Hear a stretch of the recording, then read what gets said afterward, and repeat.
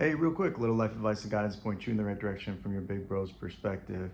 Hey, I wanted to ask you guys, do you find yourself easily being fear driven, like overwhelmed with anxiety, kind of have this like fear state always where you're reactive to things on the news, things you see on social media, things online, those type of things where you're constantly kind of in a state of panic or a state of not feeling sure, not feeling secure.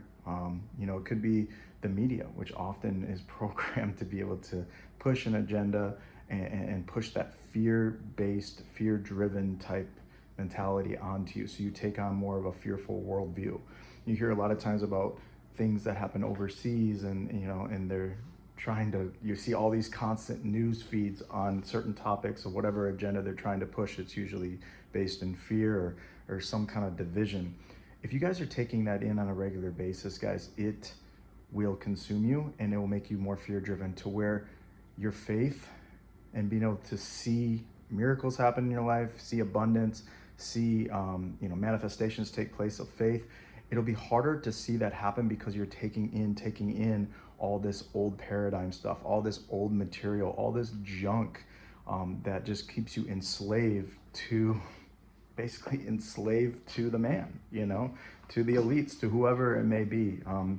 You're enslaved to that old man, that old nature, right? And whatever agenda they're trying to push. And then if we can be divided, then they can conquer us, right? Because if we're divided and we're all fighting against each other, then hey, they continue to rule and in the shadows type of thing.